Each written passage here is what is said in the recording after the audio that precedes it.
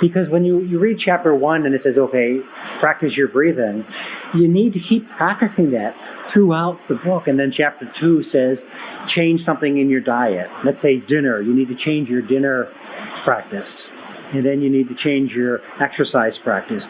It's continual change. And the chances that you could do that all within, let's say it takes 30 days to read a book, I don't think so. I think you need to come back to it again and again and again and continually be making changes. I've been practicing these things more than 20 years now, and I'm still changing. The things that I eat, the way that I meditate, the practices. So it really is journey of a lifetime. And you need to start the practice as soon as you can.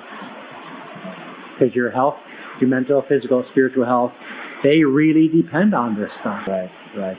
Yeah, it's certainly not one of these books you read and then you put it aside, but or maybe you put it aside for a few months, but then it's definitely one of these books that you're gonna go back again and you again. You need to come back to it. Right. So I've designed it that way, as much as possible, step by step, take you through the process.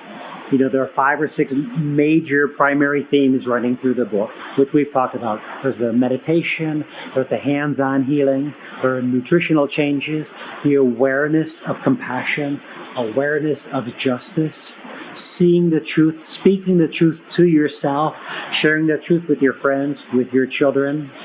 All these things are evolving. It's a very deep spiritual practice. It touches on religion without being religious. Because if it gets religious, back to your earlier question, it becomes egotistical. My spirituality is better than your spirituality, which is bullshit. We need to be practicing and being the very best people, and we could probably agree on that. We want to be the best, most loving, kind, fair, compassionate people that we could possibly be.